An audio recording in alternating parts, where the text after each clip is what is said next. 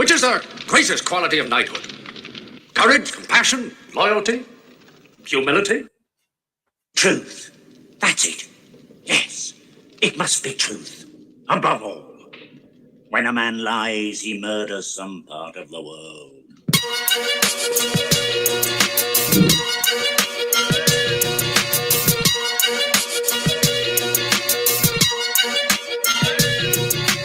T-R-U-T-H, brothers putting down this truth in a true way.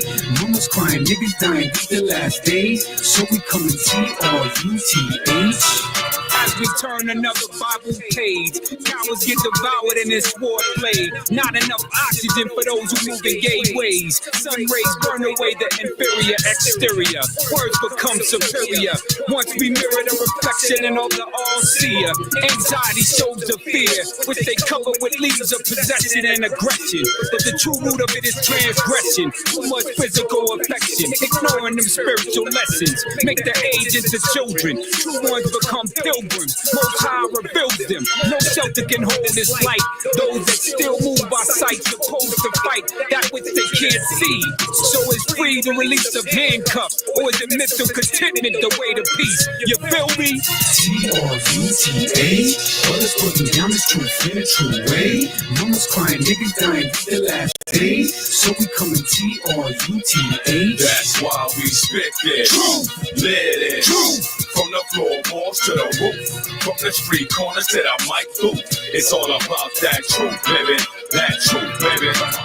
Now everybody's balling, got paper cribs and gonads. Frost with the wrong Jake and that's your ass. I'm just a little Jake with the heart of Joab. Straight out of low cast, but no CB4. Arm locked to the throat, head in the yoke.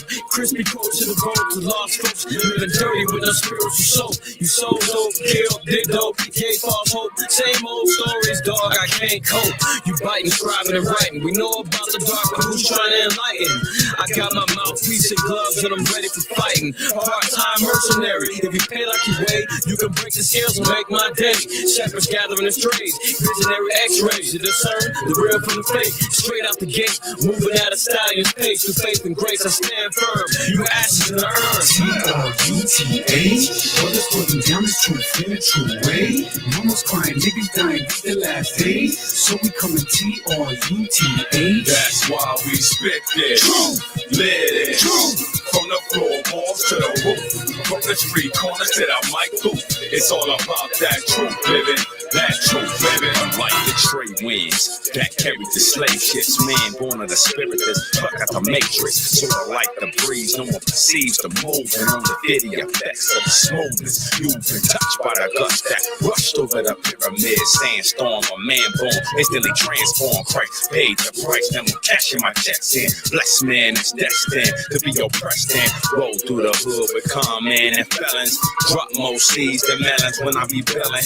Y'all screw-faced and two-faced, the true taste all up in your face like toothpaste. A fool haste, wisdom, correction is so previous. Live half lives, despising some devious. We be just spiritual miracle lyric workers. Here in the flesh, then poof, we disappear like T-R-U-T-H, brothers putting down this truth in a true way.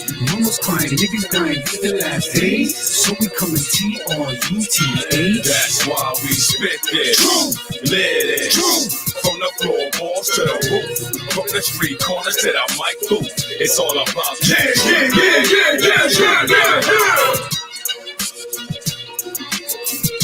Truth. Truth.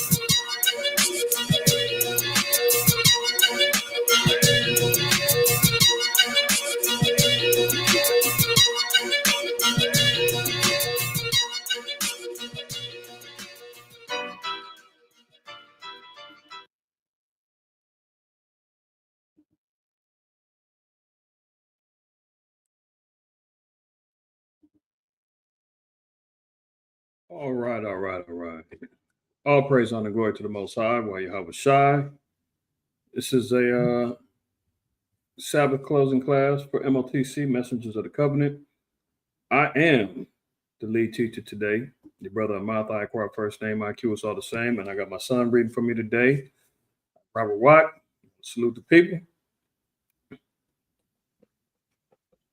Shalom, Israel. How y'all doing? right, Shalom family. So I want to salute the families in the house. In the chat, my brother Ashar's in the house, Shalak in the house, Mama Khan in the house, Koaf, Aladad, Zakar, in his household. Shalom to y'all. The elder in the house. Shalom to you, good brother. Prayerfully, everybody is well in the Shabbat. Let me go ahead and get this banner up out the way. And not see that distraction anymore. Hopefully everybody's doing well on the Sabbath, man. Got a lesson today in usual fashion. The annual time of so-called Black History Month is upon us. It's time to get some more gems out the bag. Want to share some more information with y'all. Last year and previous years have done a lot of pictorial things showing, the Black nobility, be it in Europe, here in the Americas, so forth and so on, right? And really just uncovering more truth, as the lead song led us into, man, because we stand for the truth. We're supposed to be teaching the truth. So it only makes sense that we continually bring out more information regarding what's true and what isn't. That's why we titled the class today, Hidden Gems of Black History. Today, we're going to be doing some more reading, getting some information from firsthand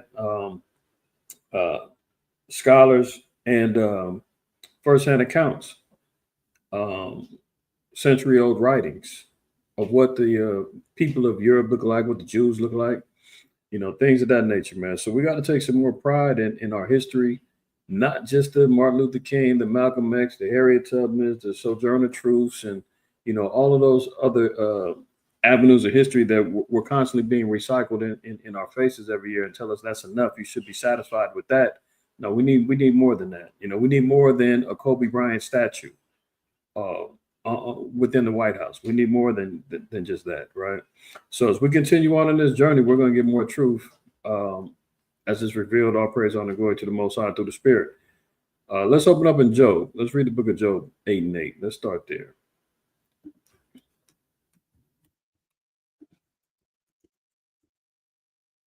We'll start at Job, the 8th chapter, reading the 8th verse. The book of Job, chapter 8 and verse 8. For inquire, I pray thee, of the former age, and prepare thyself in the search of their fathers. So the scriptures tell us to inquire. That means we're supposed to look into a matter, right? And what's the matter we're supposed to be inquiring about and praying about is the former age, the history, to get an understanding regarding where we come from, because, we're the only people on the earth really that have been completely destroyed from our history, culture, native lands. We're the ones that's constantly been having smear campaigns put upon us regarding who we truly are. Every other nation that's gone into captivity can go back to their said lands of nativity and still maintain their culture, their language. They can still have their traditions. Those things don't get lost. Only our people, the children of Israel, the Blacks, Hispanics, and Native Americans, have been destroyed for lack of knowledge. We're the ones who constantly have our memories erased. The so-called white man and his cohorts have done a great job of instituting spiritual amnesia, disinformation, misdirection in regards to who we are and the essences of us needing to know about our history. All those things constantly get washed away, right? So the Lord said, in our question, in our journey, we have to pray, we have to inquire, and we have to seek out and prepare ourselves for the search of our fathers, meaning we have to get ready for what's going to be revealed. A lot of our people aren't ready to reveal and understand what the truth in regards to the scriptures are concerning our people. They want to be universal. They want to be about everybody. They want to say color doesn't matter. They want to say all of these things that are to say these things aren't relevant when it's all written in the Bible. Everything that's written in the scriptures should be relevant. You can't go back into an elementary stage of understanding and saying, oh, it doesn't matter. Oh, it's not about white or black. Who said it was? Who made color an issue? We surely didn't. We wasn't the ones who changed the depictions of our ancestors. We wasn't the ones who changed history. We wasn't the ones who got snatched up and changed our names and changed our languages. That didn't come from us. That came from our opposition. And then when we address it and we bring it out in truth, oh, we're the bad guys. We're the ones who are racist. We're the ones who are separatists. We're the ones who's causing the problems. No, I don't think so. So the Lord told us we got to prepare ourselves for the search of our fathers. Give me Jeremiah 6 and 16 as well.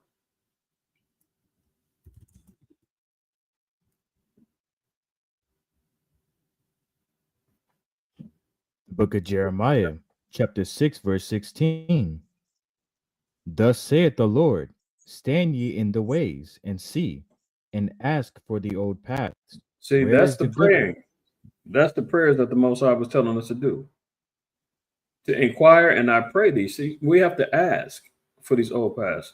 A lot of our people saying that's the old way. We don't need to be worried about that anymore. Things have changed. Really? Tell that to Sandra Bland. Tell that to, George Floyd. Tell that to, the numerous amounts of our people who've been persecuted here in these lands. All that's in the past. We can't go on that Old Testament anymore. We're in the New Covenant. We only need to just read the good news. No, the Lord said he comes in the volume of the book. We can't be selective and decide what we want to, be okay with. We can't act like ostriches and put our heads in the sand and we don't want to see. I don't want to know. I don't want to. You can't do that. The Lord said, you got to ask. You got to seek it out. You got to go and confront these things that's been put in front of our faces as it pertains to lies. Stand ye in the way and see and ask for the old paths. Go ahead. Where is the good way? And walk therein, and ye shall find the rest for your souls. But they said, we will not walk therein. See, that's the stiff-necked nature of our people. The Lord said, gave us instruction. He said, we got to go seek the old paths. Where is the good way? And then start walking in that good way. The laws, statutes, commandments, understanding our culture and our history. Walk in those things. And he said, then we'll find rest for our souls. That's what many of us that's in this chat, many of us that's been awakened to who we are, we finally get rest for our souls because we're getting answers. Wondering why we always getting persecuted in these streets. How come I'm the last hired, first fired? How come there's systematic racism? How come all the nations hate us? How come, I don't know who I am? Why am I always being directed with all these different nationalities, ever since, and you guys have heard these particular analogies being made regarding the nationality of the so-called black man. If you go back to the 50s, you're talking about Negro, colored, Afro-American, African-American, black. We've been called spook, nigga, everything else. Same with Hispanics. You can call Hispanics, Chicanos, Latinos, Latin, non-white, Latin, white. They're like constantly changing up. Why are we constantly being misdirected and directed by who and what we can acknowledge ourselves as? Even when we acknowledge and we come into the history of who we are, we see the prophecies, we're seeing the depictions of our people, everything that's matching up according to the scriptures. And then when we say, hey, that is us, all the opposition of you know who I'm talking about, the small hat GMO people, they already got it lined up through the media, through the libraries and everywhere else and say, no, that's not you. It can't be you. As soon as we declare and we grab a hold and say, no, we figured it out for ourselves. We don't need you to spoon feed us who we are. We can search it out ourselves. And once we do, and all the dots start lining up, all hell breaks loose. But there's a contingency of our people to say, we don't need that. All I want to do is just believe on Christ. I don't care what color he was. I don't care. Now, we don't need those laws. God didn't make it that nobody can keep the law. All of those things that are deterrents for our people are going to stand up and say, oh, we don't need that. Well, why not? Give me John 8:32. Book of John 8:32. Why not? I mean, Christ tells us. If the scriptures said we find rest for our souls once we find the good path and we walk therein, but we have to go and seek it out. We have to go and inquire. We have to ask and find out the former age. We got to go in the past and figure that pattern out and then go start walking that way. Our people don't want to do that. I don't want to look back. I just want to move forward. You can't move forward if you don't know where you've been going. How did you get lost? You just keep walking forward. You can still be blindly walking and continually staying lost. Once you get some direction and you understand, oh, here's the path that I fell off from. I need to go back that way. Let me double back and figure out how did I get lost first, instead of let me just keep walking. Maybe I'll find my way. No, you won't. You got to stop. You got to look back. You got to figure out, where did I go wrong at?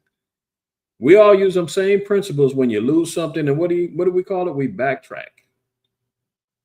Can't find my keys. I can't find my wallet. I can't find my Bible. Where did I do? Where did I last have it? You got to sit down. You got to meditate. And you got to think. We've all been in them situations. You scatterbrain. Where was? Okay, hold on. Let me sit down. Let me think. Where was it? Okay, I was. Last time I had it, it was in my black pants. I wore those. Okay, yeah, I wore those 2 days ago. The laundry. Then you start putting it together. You start walking back. You start picking things up, and now you got the truth.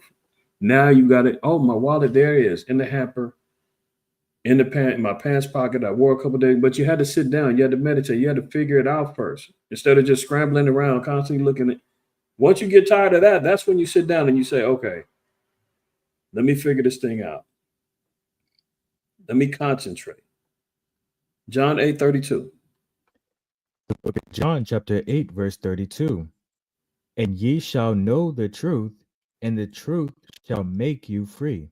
See, from the words of the Savior himself, that we have to know the truth, and that's the only thing that's going to make us free. See, when our people get them ignorant mind state to say it doesn't matter, that means that you're willing to accept lies. That means you're willing to accept deceit. You're willing to accept anything, thievery, robbery. You're willing to get hit upside the head with being fed any kind of foolishness. And you say it doesn't matter. I'll take it. Okay, whatever. That's not how we're going to be made free. If we take this word seriously, then everything in here has to be considered truth, and everything has to be relevant. You can't say, oh, color doesn't matter. Why not? It's in the Bible. If we're reading about the depictions of the Jews being black from Moses to Adam to Christ to Job to the Jews in Babylon under the Lamentations, I mean, how can we sit back and say that doesn't matter anymore? Especially when we're being shown differently through the movies, magazines, books, artwork. When we're seeing something contrary to that, we should be stopping and saying, hold on, that's not the truth. I can't be made free unless I discover what the truth is. Otherwise, you'll be satisfied with staying in bondage, being held under captivity of lies and deceptions. And you cannot be made free. You will continue to be destroyed, according to Hosea 4:6, until we break up out of that. Okay, now, from there, let's go over to Proverbs 30:5.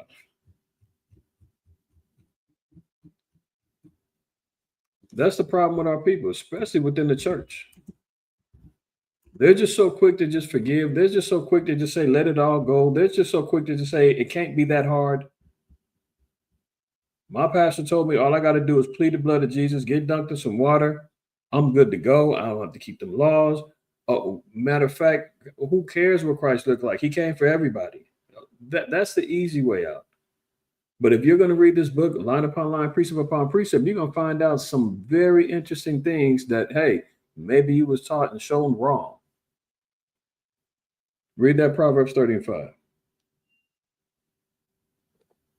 The book of Proverbs, chapter 30, verse 5. Every word of God is pure. Some words?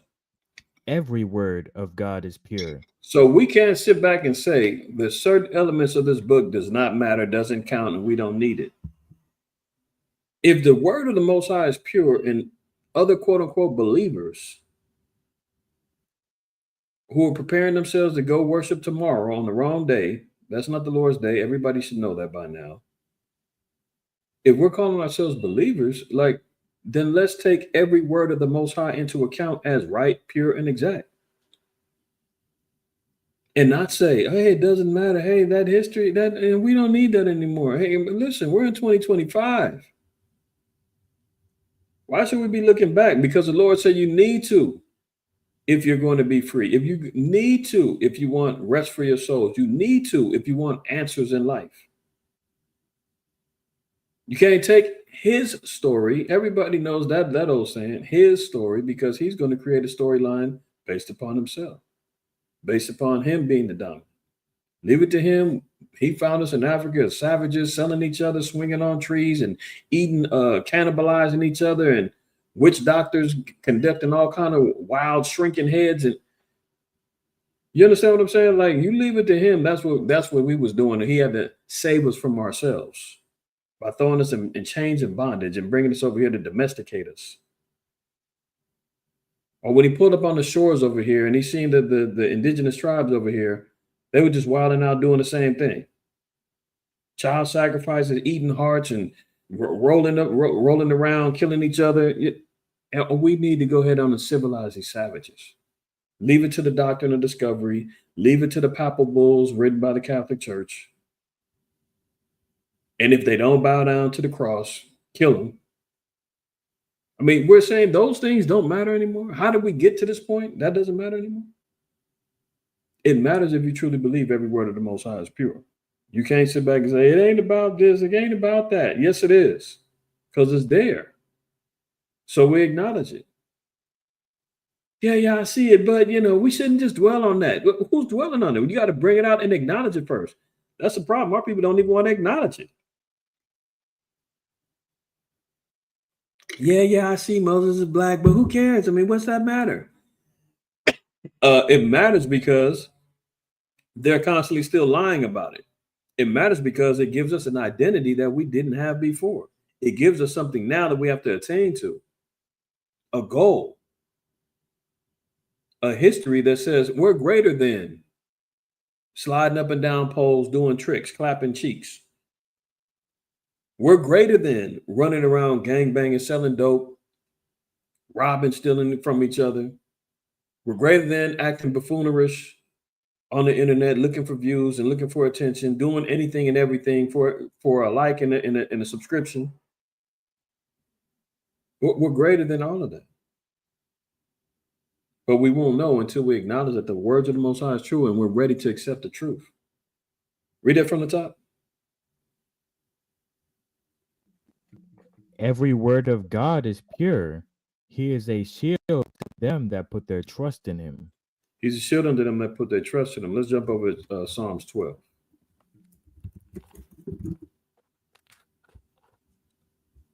And let's read verse 6. The book of Psalms, chapter 12, verse 6. The words of the Lord are pure words, as silver tried in a furnace of earth, purified 7 times. Right. So this word has been tried, proven a complete amount of times. When it says purified 7 times, and 7 is the number of completion, that means it's gone through the ringer. It stood the test of time. The prophecies have maintained and shown themselves to be true and exact. That's why this book is maintained and has the world dominance of all literatures throughout the world. The Holy Bible, written by so-called black men, inspired by the Spirit of the Most High, full of prophecy, history, laws, statutes, and commandments, all for the instructions of the blacks, Native Americans, and Hispanics. No other book stands next to this book. None. #1 bestseller. You seen, what was it? Some months ago, I did on DSTM, they were talking about Bible sales is going up. People that never read the book now they're starting to read the book. They're inquiring, they want more. Why? Because the words of Yahweh are pure words. As silver tried in the furnace of earth, it's purified 7 times. It stood the test of time. And it's complete. Right? Jump over to Sirach 37. Let's read verse 15.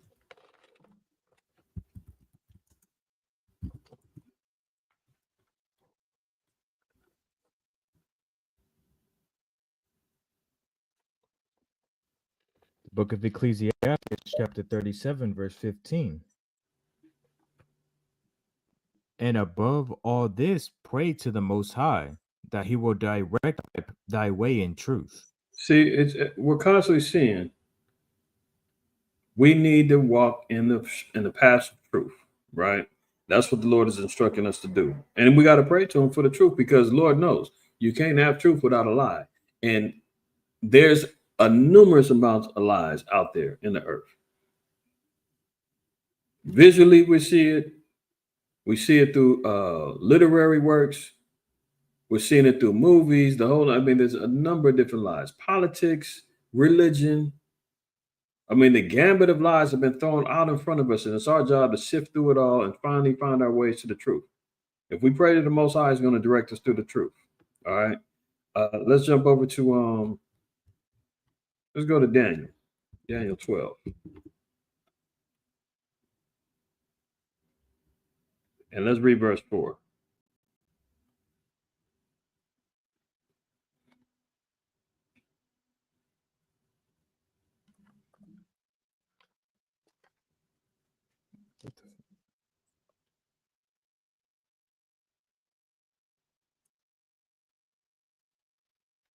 All right, you there?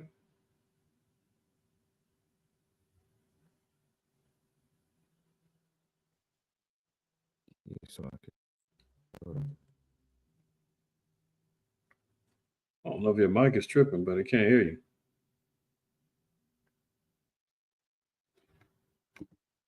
Slucky, y'all. 1 second. yeah. Hold on. I can hear you just now.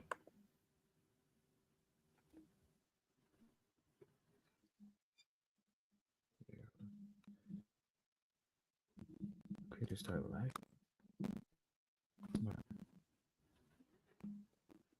Oh, can you hear me? Yeah, but there's some feedback. There's some sort of static as you speak. Try it again.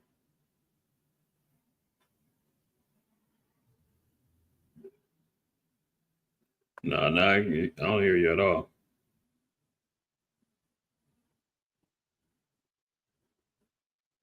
Try to go out and come back in.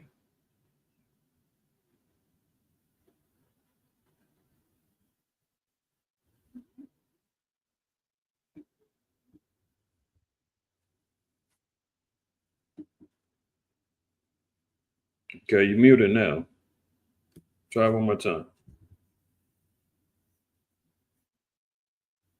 Shalom to the family that's joining us. Sister Catherine, Brother Jason, Sister Denise, Asmai in the house, Uziel. Shalom to you. Hey, Sister Sharon out there in East London, shalom to you. Preferably you and the sisters are well out there. Now y'all can't hear me?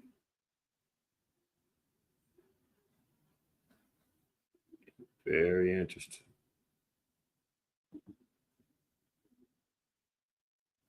If I'm coming in clear, throw 7 in the chat. Oh, it was on your end, Coab. Okay. All right, no problem.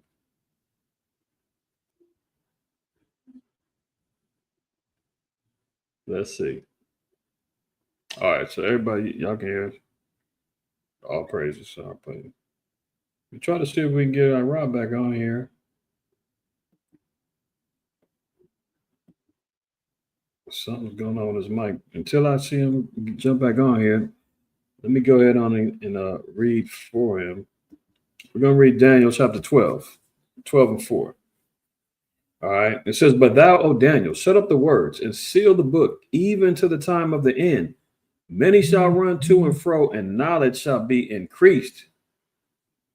See, this is the stage that we're at. When we're in these times of the end, knowledge is going to continually increase. You know, as we continually grow in this truth, a lot of the information that are privy to us now wasn't available to us 5 years ago, 10 years ago, 15 years ago, 20 years ago. You know, information and knowledge is continually increasing. What they call it, the internet, you know, the information highway. I like to call it a little crystal ball, man. You swipe on it, you wipe on it, you ask for something, you get it right away. I mean, there's so much information now that's available at our fingertips. You have to acknowledge this as being prophetic. That knowledge is being increased, running to and fro. Give me 1 second. Let me see what happened with Ira. He's checking on his mic. It's lucky, y'all. 1 second.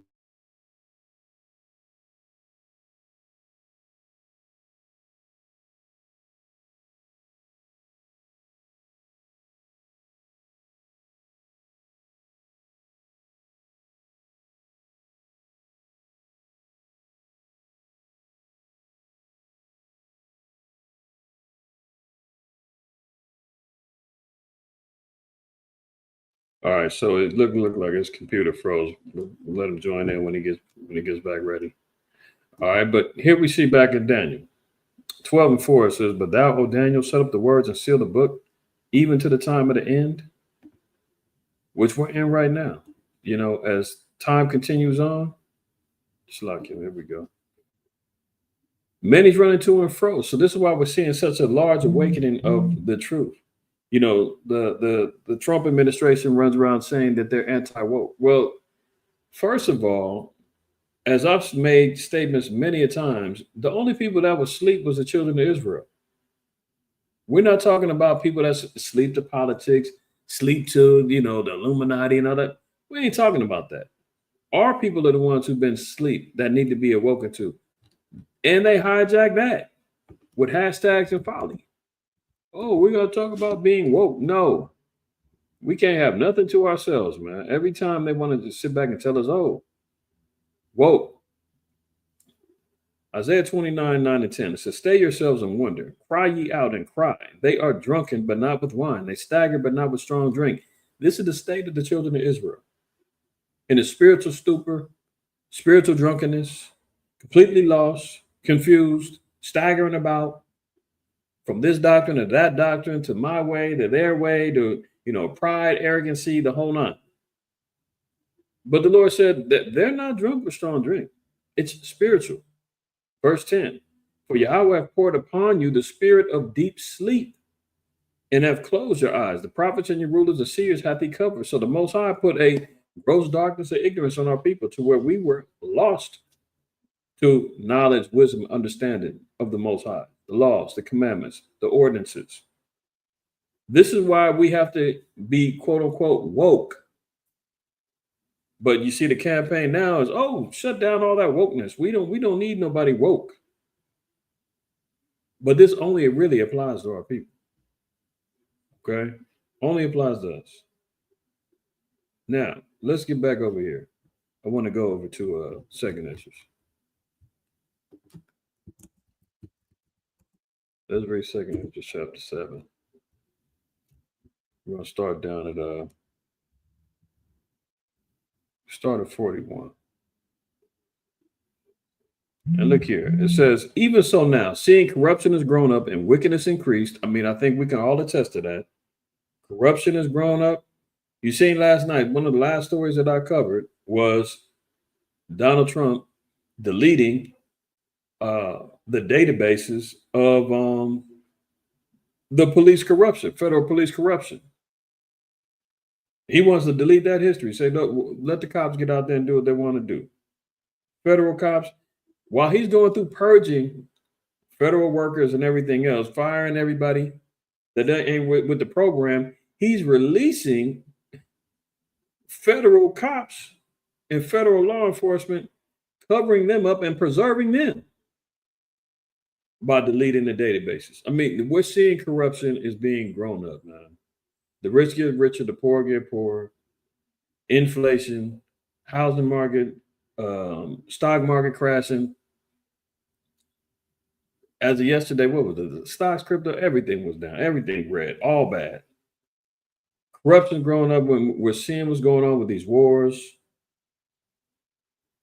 All we're seeing, it can't be some coincidence, all these damn planes crashing. As I read last night about him, you know, cutting out the FAA, the federal what is it? Aerospace, what is the FAA? I don't want to misquote it.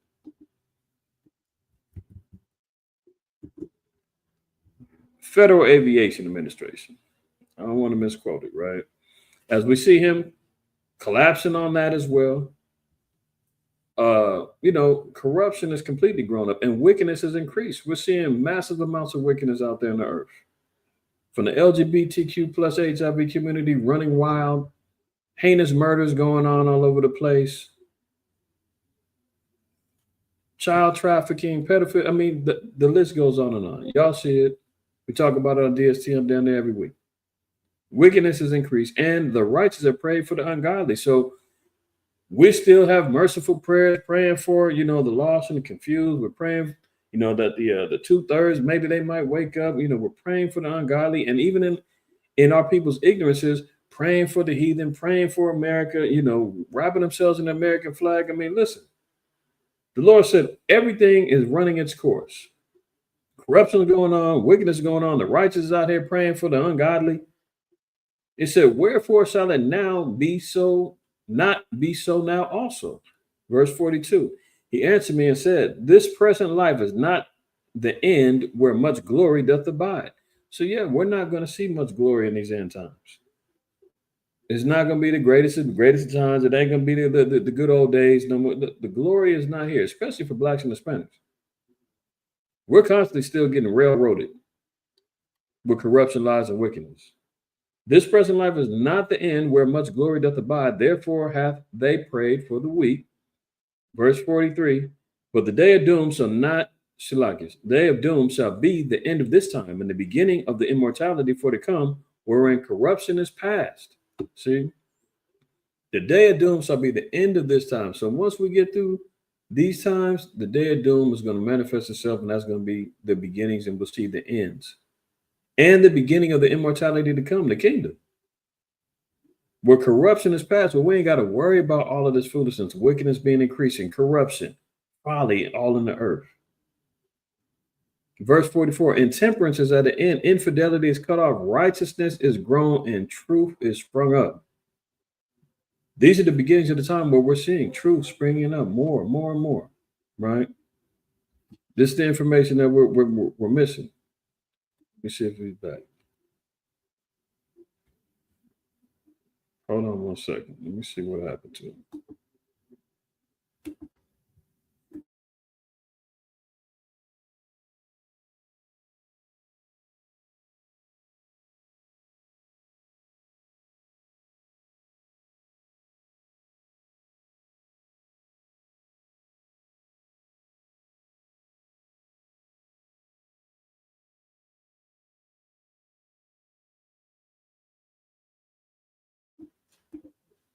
All right, well, look like Satan done moved on that Rod's computer, and it's frozen, stuck. He can't even use it no more. So,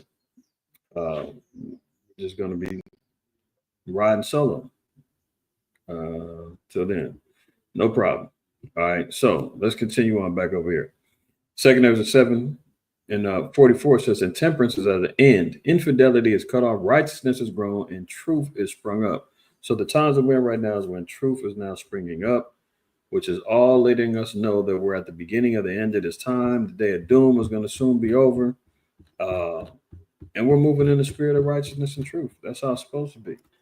Let me get here in a second. I mean, Sirach 4 and verse 25. Lesson to be learned for those who come up and speak against the truth and say, oh, that doesn't matter. Oh, they're talking about black stuff. I'm logging off.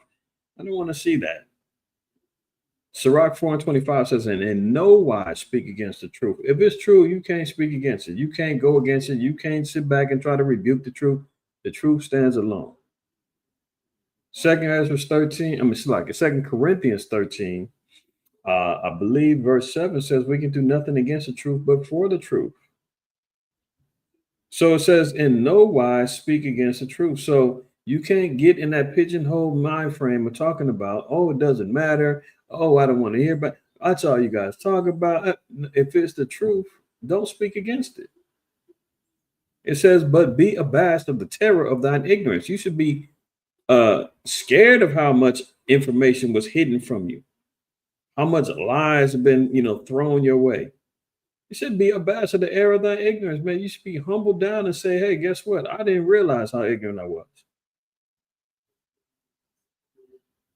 And not to speak against the truth no more. All right. So let's get to a couple other scriptures. Some are going to be revisionists. Y'all going to understand where I'm going with it from there. Before we get to reading some of these, reading out of some of these books. Yes, that's right, Israel. We're going to do some reading today. Some of y'all are going to be running, I don't want to read. But then the Lord say, bless us, he that readeth. I'm going to do the work for you. All right. Don't worry about it. You ain't got to read. All you got to do is listen, take notes, do what you need to do to maintain the understanding. So Zechariah 7:14 says, "But I scattered them with a whirlwind among all the nations whom they knew not. Thus the land was desolate after them, that no man passed through nor returned, for they laid the pleasant land desolate." So the prophecy was that the children of Israel were going to be scattered like a whirlwind among all nations. So there's not a place that you're not going to find the children of Israel throughout throughout the earth, right? That's what we need to understand. Let's go to Psalms 87. And we're going to get right to the point. We're going to start at verse 2, and then we'll read down a little bit. Now it says in verse 2, it says, "The Most High Yahweh loveth the gates of Zion more than all the dwellings of Jacob." Now, follow me on this one, right? And if you inquisitive, you know about the precept, you should be thinking. It said, if Yahweh loves the gates of Zion more than all the dwellings of Jacob, what is he saying here? First of all, we need to go to Revelation 21. You know, Israel, especially the men, y'all teachers, we know that especially when it comes down to salvation, topics of salvation, we always run to Revelation 21 about the 12 gates. Well, what gate are you going to go to? You're talking to an East Indian, you're talking to an African, you're talking to a white man, talking to a Japanese, Korean. That's all talking about God loves everybody. We're all going to be in the kingdom. And the first thing we're going to run to and say, hey, Revelation said there's only 12 gates written with the 12 tribes of Israel. Which one are you going through? Oh, you don't fit in that? Maybe you're not going in them gates. Why is that? Revelation 21:12, it says, "And had a great, had a wall great and high, and had 12 gates, and at the gates 12 angels, and names written thereon, which are the names of the 12 tribes of the children of Israel." So now, as it's starting to click a little bit, in Psalms 87:2, it says that the Lord loves the gates of Zion. So these 12 gates, speaking about the 12 tribes of Israel, is showing how the Most High has his love for the children of Israel, right?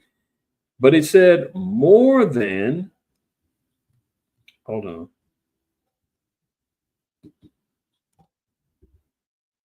More than, let me see if y'all can follow me on this one. Now it says the Lord, or Yahweh, loveth the gates of Zion more than all the dwellings of Jacob. Why did he say more than all the dwellings of the places of Jacob? So clearly we know that the gates is speaking about the 12 tribes, right? He said he loves them more than all the dwellings of Jacob. Well, spoiler alert, the dwellings of Jacob is throughout the nations. We just got to read in Zechariah 7:14, and we be scattered like a whirlwind throughout the nations. So as we're scattered among the Gentiles, among these other nations, among these other kingdoms, the Lord said, I love these 12 gates more than I love the nations where the children of Jacob have been dwelling. You follow? So that's another cut to show how the Most High only loves the gates of Zion, and he does more than the other nations in which the children of Jacob are dwelling. So it's always still about them 12 gates and the dwellings with the children of Jacob. He said, I love them more. It's about my children more than anything. I'm not sharing, my bad. Okay. The water, brother. Okay, so let's get back one more time. So I'm going to cover this one more time. So it says Psalms 87:2. The Most High Yahweh loveth the gates of Zion more than all the dwellings of Jacob, right? So getting back to what I was saying, looking at Revelation 21:12, those gates are what? Represent the 12 tribes of Israel. So when we read that, it says, in context, precept upon precept, the Lord loves the gates of Zion. Who are the gates of Zion? The 12 tribes of Israel. According to Revelation 21:12, it says, and had a wall great and high, and had 12 gates, and at the gates 12 angels, and names written thereon, which are the names of the 12 tribes of the children of Israel. Right? So if the Lord said that he loves the 12 gates, or he loves the gates of Zion more than all the dwelling places of the children of Jacob, well, where are the dwellings of Jacob? In the nations. We've been scattered like a whirlwind among all the nations on the earth. So if the Lord's saying, these 12 gates, I love them more than all the nations where the children of Jacob are at. All right. So that's another cut and shows how the Most High loves us more than the other nations. Verse 3, it says, glorious things are spoken of thee, O city of God. Selah, I will make mention of Rahab and Babylon to them that know me. To them that know him. Behold, Philistia and Tyre, and with Ethiopia, this man was born there. So this is showing where the children of Israel were being born. We're being born in these particular areas of captivity. After the Assyrians conquered Tyre and Zidon and these particular areas, our people was getting scattered into these other places. Tyre, Ethiopia, Philistia. It said that our people were being born in these places as part of the scattering, as part of our cursings for disobedience, being ousted out of our land. Verse 5, it says, and of Zion it shall be said, this and that man was born in her, and the highest himself shall establish her. Right? So this is what we're seeing. Verse 6, Yahweh shall count when he writeth up the people that this man was born there. So who's he talking about? Jacob, the 12 tribes, born in all these particular lands, scattered throughout the four corners of the earth. So we cannot shut down and say, we wasn't born all over the place. We're not all over. Right? James 1:1 tells us that. And this is a consistent theme even in the New Testament. Regardless of whether Christians are being brainwashed to believe that, the Gentiles was us and, no. It's always been about the children of Israel scattered. James 1:1, James, a servant of the Most High and of our Lord Jesus Christ, or Hamashiach Yahweh Shai, to the 12 tribes which are scattered abroad, greetings. So this is a personal letter, epistle that's being written to who? The 12 tribes scattered abroad, not to everybody. Okay. 1 Peter 1. I believe we read this one last week. I just want to go back and cover this one more time, but you know what? I'm going to use the blue letter because I want to look at something. 1 Peter 1:1, it says, Peter, an apostle of Yahweh Shai, Hamashiach, to the strangers scattered throughout Pontus, Galatia, Cappadocia, Asia, and Bithynia, elect according to the foreknowledge of God the Father, through sanctification of the Spirit unto obedience and sprinkling of the blood of Hamashiach Yahweh Shai, grace unto you and peace be multiplied. So we looked at this last week, right? Now, one thing I wanted to look at too. Let's look at how some of these later translations look at this. Even the New King James says what? Peter, an apostle of Yahweh Shai, Hamashiach, to the pilgrims of the dispersion. In Pontus, Galatia, Cappadocia, Asia, and Bithynia. What's the NLT say? This letter is from Peter, an apostle of Yahweh Shai Hamashiach. I am writing to God's chosen people who are living as foreigners in the provinces of Pontus, Galatia, Cappadocia, Asia, and Bithynia. How are our people who preferably in the churches are reading these particular versions and they don't put two and two together? NIV, Peter, an apostle of Yahweh Shai HaMashiach, to God's elect, exiles scattered throughout the provinces of Pontus, Galatia, Cappadocia, Asia. The point is made, yes. Isaiah 45:4, I believe, says that we're the elect. I mean, it's no mystery, man. Isaiah 45:4, for Jacob my servant's sake and Israel mine elect, I have called thee by thy name, I have surnamed thee, though thou hast not known me. So Peter is writing to the strangers and the Jews who were scattered into these particular areas: Pontus, Galatia, Cappadocia, Asia, Bithynia.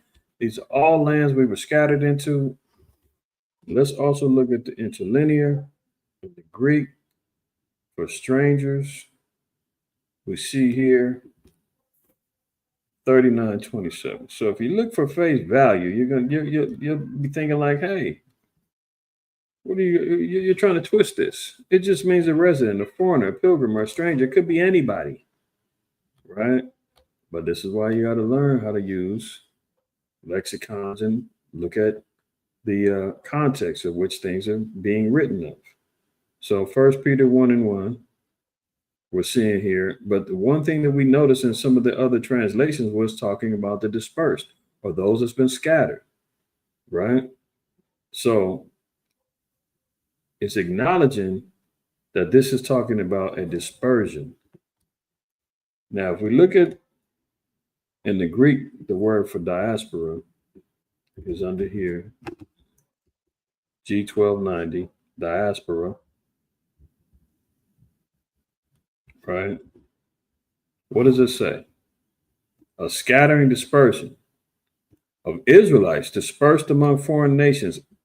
Isn't that the context that we were just reading about? Even with the later versions, the NIV, the NKJV, the NLT, all of them get the right context of understanding, right? Look, Israelite resident in Gentile countries, which were scattered abroad. And we look down in the lexicon. Let's open it up a little bit with show all. And we see here, that's the context of the strangers in 1 Peter 1:1, speaking about the Israelites of the diaspora. So the theme has been clear. It's been consistent. It's about us, right? So once we get that understanding, now we can read a little bit more about different accounts that we see of our people. So let's start off here. Let me share this. We give y'all a few little gems, man, and we'll get some information clear. All right. Now, this is a book called A Tribute for the Negro by Wilson Armistead. And you want to know who Wilson Armistead is, right? So let's look at him. Wilson Armistead. This is a so-called white man. And this was written in 48, I believe. What's the published date on this? Yeah, 1848, right? Now let's look who he is. Wilson Armistead was an English businessman, abolitionist, and writer from Leeds. He led the Leeds Anti-Slavery Association and wrote and edited anti-slavery texts. His best-known work, A Tribute for the Negro, was published in 1848, in which he described slavery as the most extensive and extraordinary system of crime the world has witnessed. And who was victims of that? Yeah, our people. I don't want to hear about, oh, well, what about the chattel slavery of white people with the Arabs? And what about England and Ireland? Listen, you're doing your own people, man, and you did not go into the extent of our people and for the amount of time that we've gone through it at all. And being indentured servants, that ain't the same. So the white man says this was the most extensive and extraordinary system of crime the world has ever witnessed. In 1851, he hosted Ellen and William Craft, including them on the census, returning as fugitive slaves in an act that has been described as a guerrilla inscription. So that's who wrote this book, the abolitionist white man. You know, you can say, oh, he was one of the good ones. He's a good guy, huh? Okay, hold on. Before you start getting too sympathetic, man, you're breaking out the tissues and you saying, hey, you guys are wrong, leave them alone. Well, Job 20 tells us, keep your head on a swivel, man. The scriptures still tell us never trust thy enemy, right? But there's always an understanding regarding why and where. Let's look at let's see, where am I at? Job 20. In verse 10, and this is speaking about the wicked. It says, his children shall seek to please the poor, and his hand shall restore their goods. So when we see these particular things, oh, he was a good guy. He's an abolitionist, man. Yeah, some of the white folks, they got hung on us. The Freedom Riders, they were riding on the buses, marching with us. Yeah, that's all cool. You seen them out there parading with the Black Lives Matter and everything else, and then you see what Black Lives Matter was really about. So were they really for the cause, or were they really out there pushing and holding up their agenda? But the Lord says, don't be surprised when they do some quote unquote good deeds. Okay. Don't drop your guard. Don't think, hey, you know what? You guys are going a little too hard. That's a little extreme. No, we still have to maintain our views and our understanding how the Lord created it. The leper can't change the spot. The Lord said, man, don't close your eyes on it.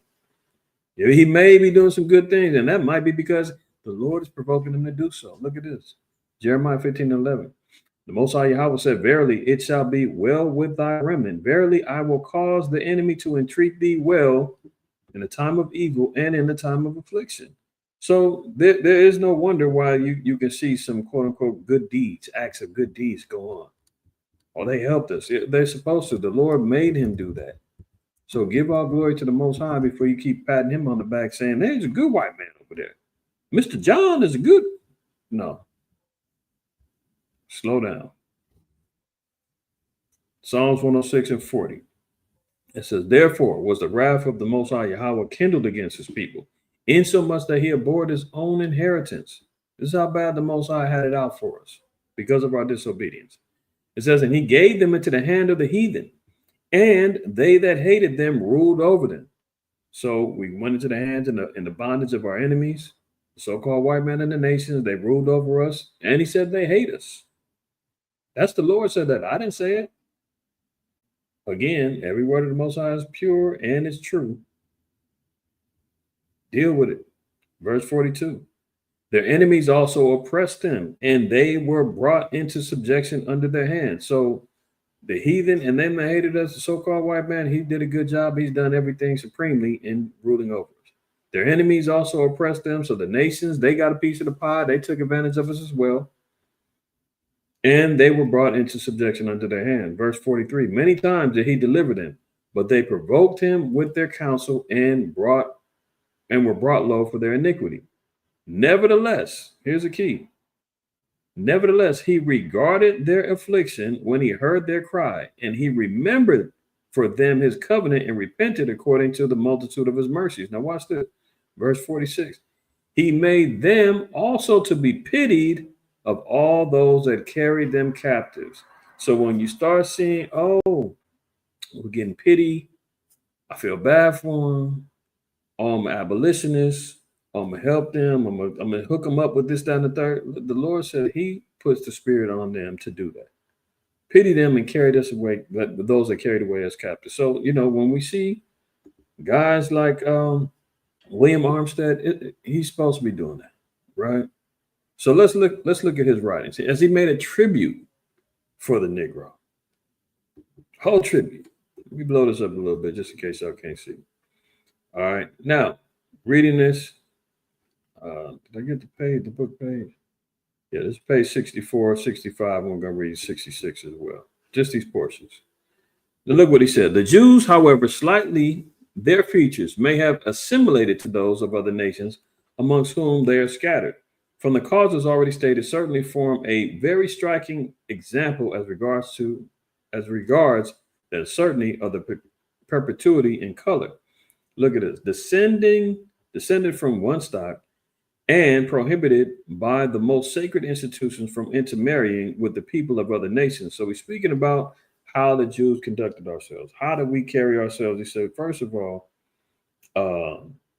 they got slightly their features may have assimilated to those of other nations amongst whom they are scattered from the causes already stated. But it says that our normal way of life is that we don't intermarry with other nations. So our depictions and our makeup, genetic makeup, shouldn't be changing. But we know that it does happen. But it says that the law and how we carry ourselves, intermarrying with other people and other nations, and yet dispersed according to the divine prediction. Hold on.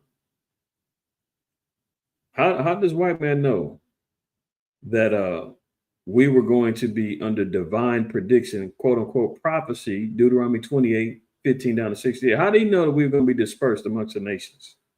Zechariah 7:14. and all the other scattering scriptures of us being in these particular predicaments. They study, they know, but it ain't their job to tell us.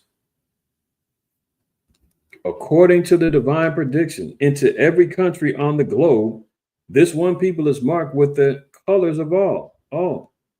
So when we read like in Genesis 2, 7, which says Adam was made the dust of the ground, various shades of brown.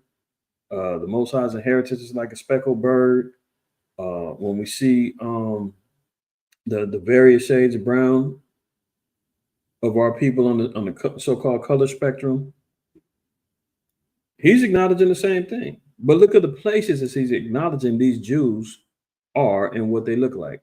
He said they're fair in Britain and Germany. So he said they light skinned over there, brown in France and in Turkey, swarthy in Portugal and in Spain, olive in Syria and in Chaldea. And we was laughing about that last week when they talking about, oh, Christ was olive. Yeah, well, if we're gonna talk about olive, he had to be the black one. We ain't talking about no damn green olives.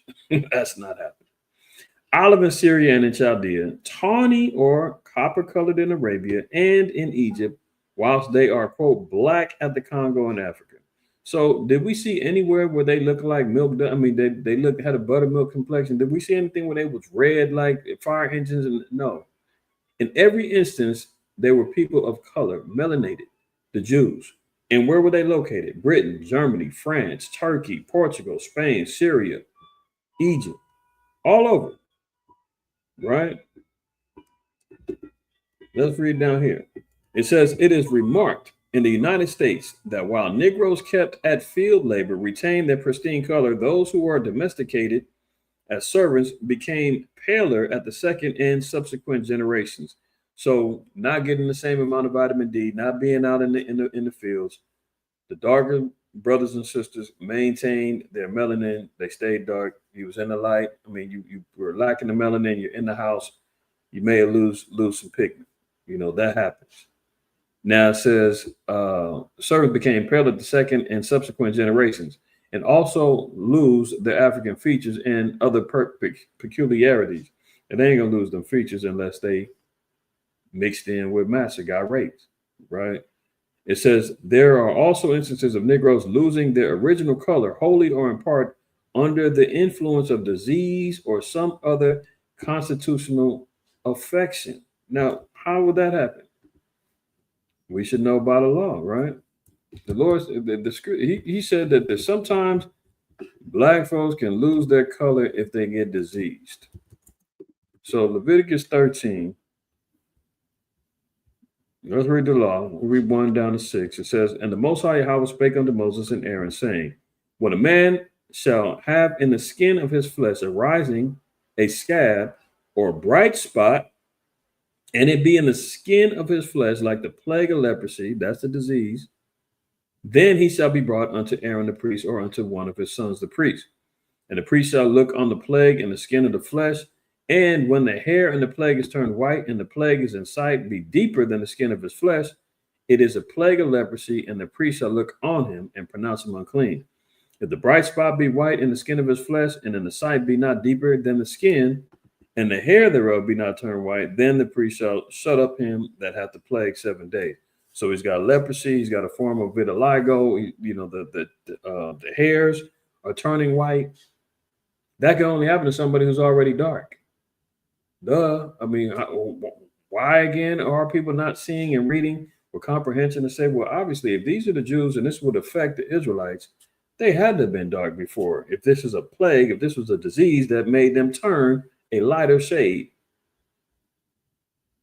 And that's so cold because the lighter you are, the more plagued, the more diseased you are in the eyes of the Most High. The Most High is like, look, if you ain't melanin, you ain't dark, something's wrong with you. You put 2 and 2 together, who's lacking that? The Lord saying something's wrong with them people. All right. Verse 5. And the priest shall look on him the 7th day, and behold, if the plague is in his sight, be at a stay, and the plague spread not in the skin, then the priest shall shut him up 7 days more.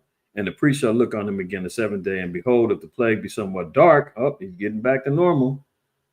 And the plague spread not in the skin. The priest shall pronounce him clean, but it is a scab, and shall wash his clothes and be clean. So Mr. Armstead is over here acknowledging, saying, hey, we've seen instances where there has been some Negroes who lost their color, and it's typically because of disease. All right. Blumenbach is the guy who created the race table. Races either my man made white, black, red, yellow, the color spectrum in regards to nations. Now, he describes a young Negro in London who became white in the middle of his body and also about the knees without ill health having any concern. So he was born with vitiligo, as they would say. His chest was white, the rest of his body was okay, the kneecaps was white, which is still forms of leprosy. Now, he says he didn't have any ill or any health concern, but yeah, it's a health concern because his melanin was lacking in particular areas of his body. Now, it says apparently in preceding these appearances, other instances are recorded of Negroes in different countries without the action of any apparent disease, gradually losing their black color and becoming as white as Europeans. Now, that's cap, but you can call them albinos. You got to chew the meat, spit out the bone. So there's albinos that were coming up, right? An example of this kind is recorded in the Transactions of the Philosophical Society. Klinkosh mentions the case of a Negro who lost his blackness and became yellow. So, we see even, and that's why I preface this with saying this came from Blumenbach, which is the white man that created the race table, with generic black, white, red, yellow, so forth and so on. So we know nobody's yellow. But if you read like in the law, you continue on with Leviticus, it tells you about the yellowing and the hair as being part of the leprosy plague, which is blonding, things of that nature. Like that was still shown as a disease form of a man of melanin origin from Israel. All right. So showing you black Jews were found in all these particular lands. Now, let me double back. I missed this part down here. Now it says a remarkable fact in the history of Luongo and the Empire of Congo is that the country, according to a statement which was fully credited by Ollendorff, himself a writer of most correct judgment and of unimpeachable veracity, contains many Jews settled in it. So in Luongo, you're going to find many of our Jews, many black Jews, many of our people settling in the empires of the Congo. Just like, many of our people have seen the Negro land maps. You see our people have presences in Ghana, Timbuktu, Mali, Songhai, Dahomey, Luongo. Jews, our people, was in all of these places. They're in West in Central West Africa. Now they were acknowledging that Jews maintained and set up shop there. But look at this. It says who retain their religious rights and the distinct habits which keep them isolated from other nations. Now I want to stop right there because I want to share something else. Now it says, remember, it said these Jews that posted up in Luongo, in the Congo, were separated and did differently than the rest of the Africans around them. It says they retained their religious rights and distinct habits, which kept them isolated from other nations. It says, though thus separate from the African population, we always are talking about we're not the same. Though thus separate from the African population, they are black, speaking about the Jews, and resemble the other Negroes in every respect as to physical character. Let me read that again. Though thus separate from the African population, they are black and resemble the other Negroes in every respect as to physical character. It is probable, in allusion to this case, that Pennington, and not illusion as if it's something imaginary, allusion meaning it's alluding to the case that Pennington in his textbook says the descendants of a colony of Jews originally from Judea settled on the coast of Africa are black.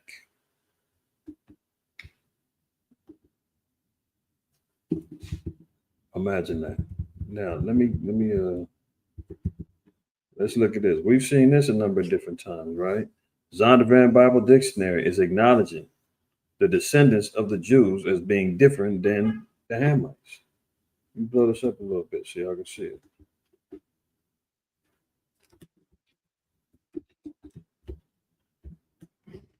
Why is it not blowing up? Hold on. Hopefully y'all can see it. If not, I'll just read it. But it says Ham, the youngest son of Noah, born probably about 96 years before the flood, and one of 8 persons to live through the flood. He became the progenitor of the dark races, not the Negroes, but the Egyptians, Ethiopians, Libyans, and Canaanites. So the descendants of Ham differ from the descendants of Shem, which is the bloodline which we descend from, right? And this primary source, Wilson Armistead, with him breaking down and giving knowledge regarding his experiences and the history that he understood and knew, even prophecy regarding the so-called Negroes. He said, look, they different than the Africans. We have the history regarding them setting up shop in Luongo, and they retain their religious rights and distinct habits. And even though they're separate from the African population, they're black. They still black, dwelling over there. See, but when we say, oh, you guys are twisting that, oh, you guys are making a big deal about that. What? It's there, isn't it? And I said they maintained our traditions and ways, right? This is from Babylon and Timbuktu. Look what it says here. It says the black Jews had an advantage over the African tribes. They carried their culture, history, laws, and written records with them. Isn't that what we just read? The so-called white man attested to that. It says this assured them a constant precedent for the development of a higher social organization. Because of the stability of the black Jewish culture, the Jews were not absorbed into the autonomous population. In fact, the Jews absorbed some of the native tribes. The Jews made use of every opportunity. They were industrious and skillful people. In the Jewish Ghanaian states were found kings, princes, governors, generals, secretaries, treasurers, revenue agents, judges, architects, engineers, doctors, historians, language interpreters, mathematicians, jewelers, sculptors, masons, carpenters, painters of art, goldsmiths, leather workers, potters, armorers, saddlers, blacksmiths, agriculturists, etc. The Black Hebrew kings of Ghana had 2 titles. So, we're seeing the legacy that our people had during these times. And it's just saying the 2 titles were Kayamaga, the Master of Gold, and Ghana, a war chief professor. He says, Professor Gabi says that the 22 Hebrew kings reigned in Ghana before the Hagera in 622 AD and 44 and reigned by 790. So I brought that out just to show that the facts that Wilson Armistead is saying, that the Jews in Luongo were able to maintain their religious rights and distinct habits, even though they were black, but they were black Jews dwelling in the areas. All right. So we see that as evidence. Let's move on to this next one.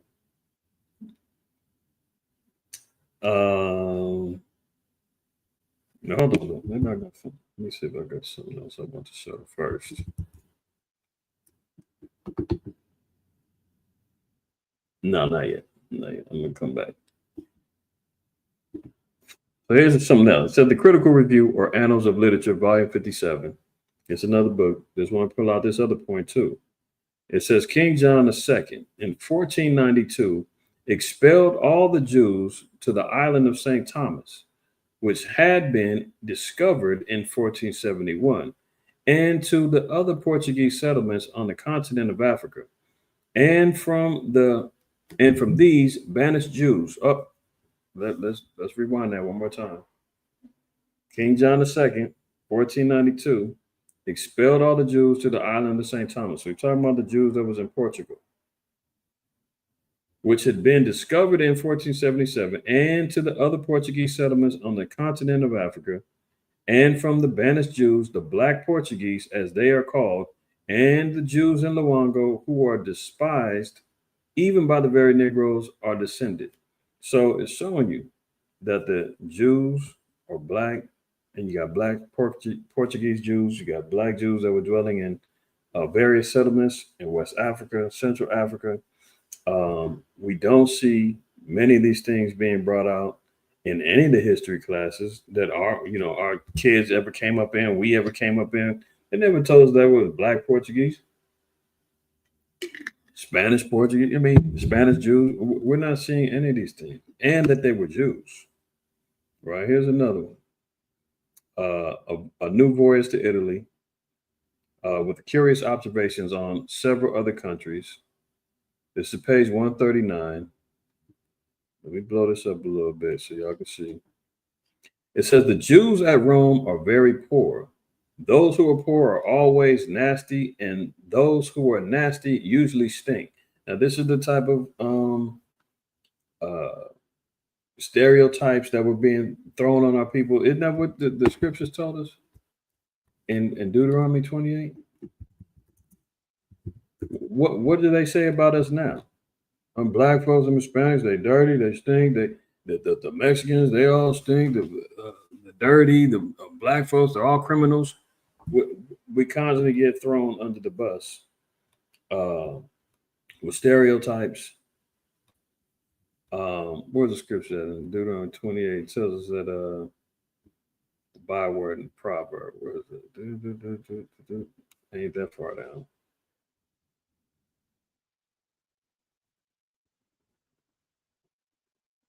I know I'm skipping it. Here we go, verse 37. Now it says, and thou shalt become an astonishment, a proverb, and a byword among all nations, whether Yahweh shall lead thee. So we're seeing these accounts of the Jews in Italy, and they're talking about, oh, how dirty they are, how they stink, and everything else, right? So we're getting all of these particular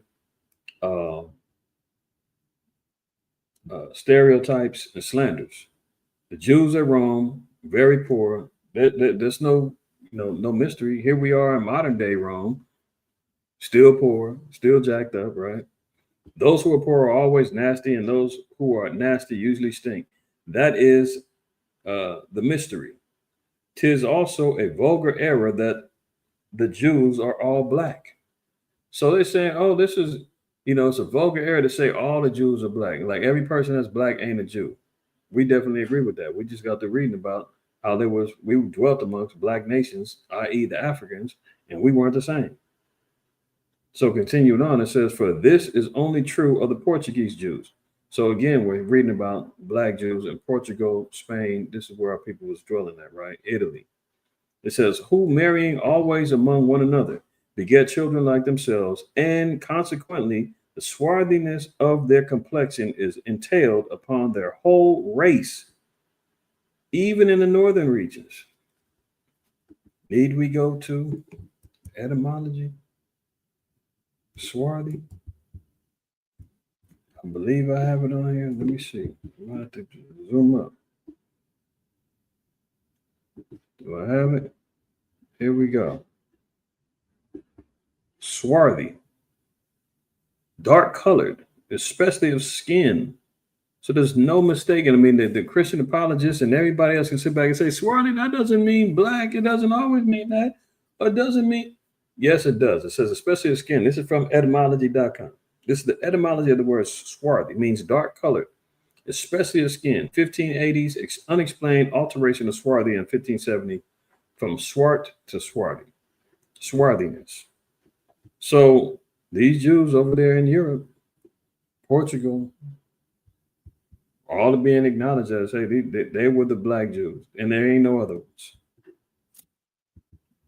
That's what they acknowledged. They said, especially, we're only talking about the black Jews. Right here. Now, this book was written in 1739. So you're talking about damn near 3 centuries ago that they knew and understood this and had no problem admitting to it. Right. But when you bring it out now, it's like, oh, yeah, you guys are making this up. You guys are lying. Now, mind you, this is coming from who else was coming out of Italy? Acts 18. Let's read 1 and 2. After these things, Paul departed from Athens and came to Corinth and found a certain Jew, named Aquila, born in Pontus, lately come from Italy with his wife Priscilla, because that Claudius had commanded all the Jews to depart from Rome and came unto them. So the Jews being poor in Rome, Jews coming from Italy, we're seeing them in Portugal, we're seeing the scriptural reference where Aquila and Priscilla, they came up out of Rome, even though he wasn't born in Rome, but they were dwelling in these particular areas, right? So we're seeing evidences that these histories still hold true. Okay, let's move on.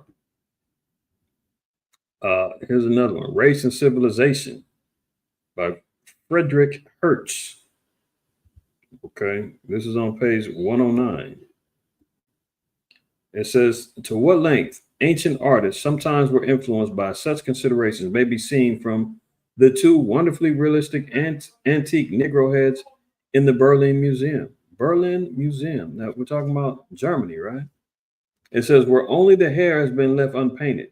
From the foregoing, we may assume that lighter types were certainly not infrequent in ancient Greece, but as a whole, the population was certainly dark complexion. So what are they talking about? They're talking about the ancient Greeks.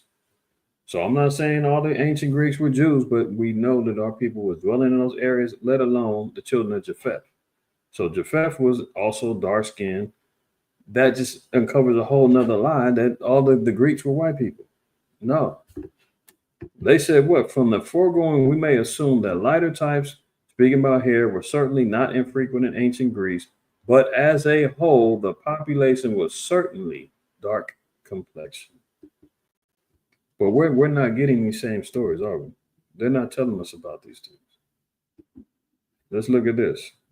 Anacalypsis, an attempt to draw aside the veil. An inquiry into the origin. Remember, what did we read in Job 8 and 8? Inquire, I pray thee. An inquiry into the origin, language, nations, and religion by Godfrey Higgins. This is published in 1836. Let's look at this over here. Let me scroll over here a little bit. Now it says, if the author had wished to invent a circumstance to corroborate the assertion that the Romish Christ of Europe is the Christian or Krishna of India, so what they're doing is he's comparing the religious practices of various nations, and in particular looking at Krishna in India, the Roman depictions of God.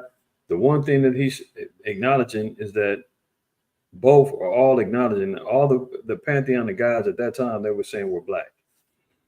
But let's look at this. If the author had wished to invent a circumstance to corroborate the assertion that the Roman Christ of Europe is the Krishna of India, how could he have desired anything more striking than the fact of the black virgin and child being so common in the Romish countries of Europe?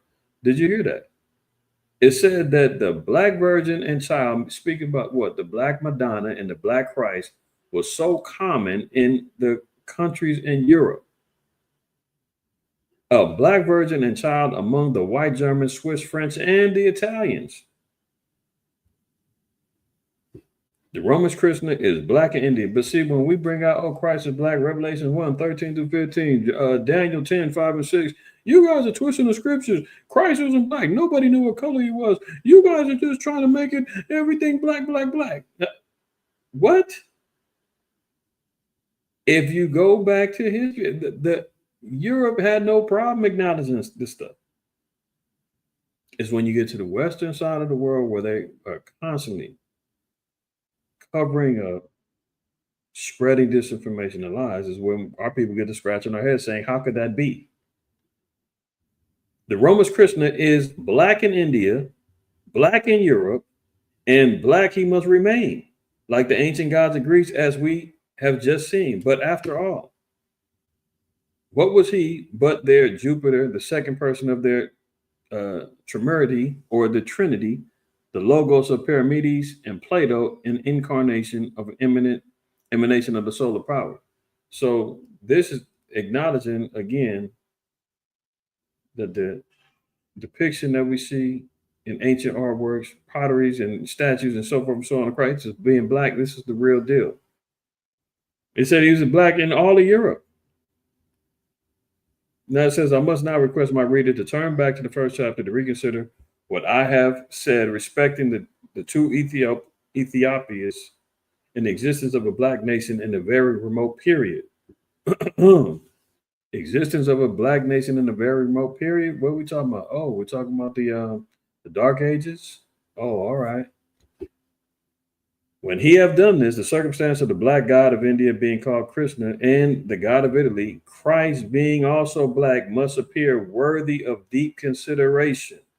So he's saying if you can accept the black god of India called Krishna and the god of Italy, Christ, being also black, you have to take it into deep consideration. You cannot push that to the side and say it doesn't matter. You can't push it to the side and say, hey, it's no big deal. No. Take it with deep consideration that it's the truth, right? Let's continue on here in the same book. Now, it says the reader has already seen the striking marks of similarity in the history of Krishna and the stories related to Jesus in the Romish and heretical books. He probably will not think that their effect is destroyed, as Mr. Maurice flatters himself by the word Krishna in the Indian language signifying black, and the god being of that color. When he is informed of what Mr. Maurice was probably ignorant, that in all the Romish countries of Europe, in France, Italy, Germany, the god Christ, as well as his mother, are described in their old pictures and statues to be black. Hello?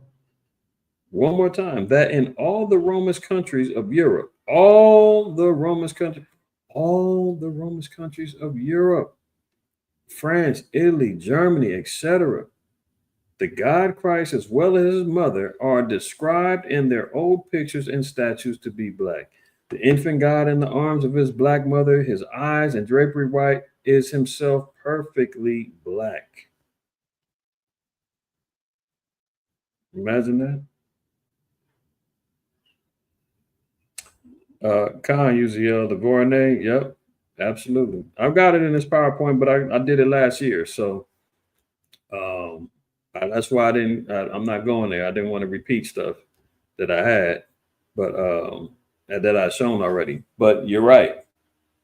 You're absolutely right. Matter of fact, let me shed some light, just in case anybody might have missed. You might not have seen last year and the year before. Constantly just been adding and doing more. Where's my stuff for Voronoi? Here we go.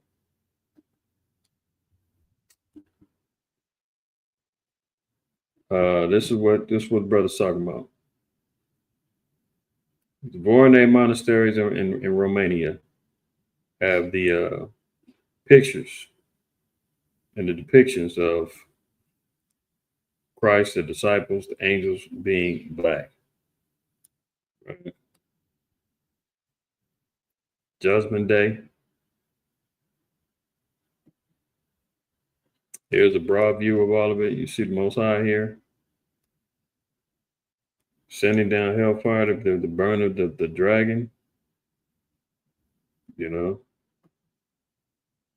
Yeah, you see the angels putting the white folks in captivity, battling the demons of Satan and his army, putting them in bondage and captivity. That's exactly what the brother's saying via his comment, right? That's what he was talking about, the Voronoi. This here. See Adam and Eve in the garden, all black. See, one time they clothes eating from the tree of life, then knowledge of good and evil, they get naked, try to cover up their transgressions with false doctrines. Right. So yes, that's another point. Let me get back down here. So what I was showing too also was get down here where they made mention regarding these depictions in Europe, all showing black Christ and Madonna. They said this was all throughout Europe. wasn't mysterious.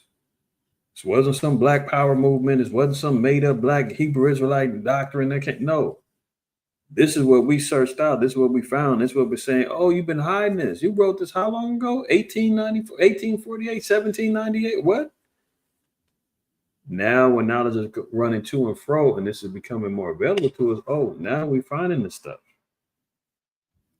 So it says that in all the Roman countries, Europe, France, Italy, Germany, the God Christ, as well as his mother, are described in their old pictures and statues to be black. The infant God in the arms of his black mother and his eyes drapery white is himself, perfect black. Here we go.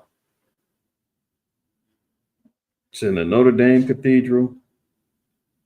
Also, my people, man, to being black, right? Now, let me stop sharing that, right? And give me 1 second because I got something else I need to add on here. So, now let me share my screen again because there's another book I want to share. Another book I want to share. And this one is called An Allegory of the Continent, 16th and 17th century Renaissance art. All right. We're going to look through this one real quick. And we'll get down to page 10.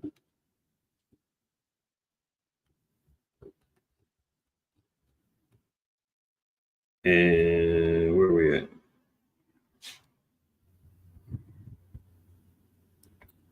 Oh, we don't need to read that.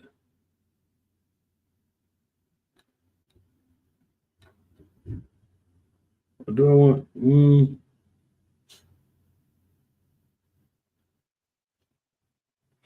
Yeah, well, you know, this book is acknowledged as being allegories regarding continents and peoples, right?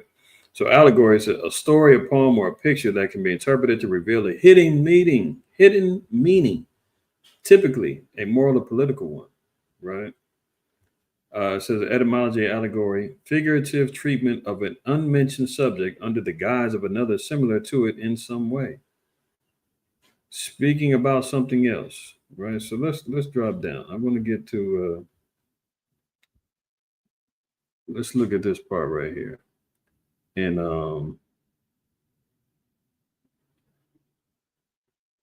let's look at page 10, well, page 11 here. It says the 4 continents. Now, this is important because when you're reading in the scriptures and you're recognizing how historians and cartographers and all that recognize how the earth was, they only recognize 4 continents. Now they say it's 7, right? But the 4 continents of the ancient times was Africa, America, Asia, and Europe. So it says here, in the 16th century, the world was divided into 4 continents: Africa, America, Asia, and Europe. Each of the 4 continents was seen to represent its quadrant of the world: Europe in the north, Asia in the east, Africa in the south, and America in the west. The division fit the Renaissance sensibilities of the time, which was also divided the world into 4 seasons, 4 classical elements, 4 cardinal directions, 4 classical virtues. So this is why you also see, like in the scriptures, when let's say, for instance, Revelation 7,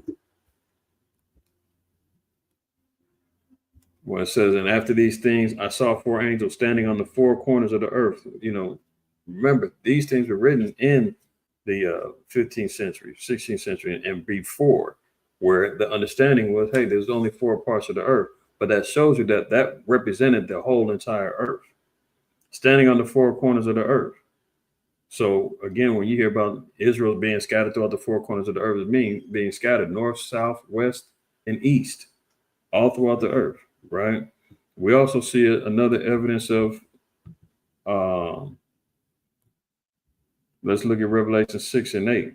It says, and I looked, and behold, a pale horse, and his name that sat on him was Death, and hell followed with him, and power was given unto them over the 4th part of the earth, to kill the sword to kill with sword and with hunger and with death and with the beasts of the earth. So when it's acknowledging these four parts, it's speaking about particular regions and areas within the earth. So one of the four parts of the earth, north, south, east, west, is going to get hit with sword, hunger, death, beasts of the field. So the earth in itself is going to be judged in such a manner. So when we're reading about, and you see, like in this particular book, it's talking about how the earth was separated and how they acknowledge that the earth being in four parts. So keep that in mind when you're reading about a fourth part of the earth being, judged. They're looking at it from a perspective of judgment happening in a particular area of the earth. All right. The four parts of the world or the four corners of the world refers to the Americas, the West, Europe, the North, Asia, the East, Africa, the South. Depictions and personifications of the four continents became popular in several media. Sets of four could be placed around all sorts of four-sided objects or in pairs along the facade of a building with a central doorway. They were common subjects for prints and later small porcelain figures. Right?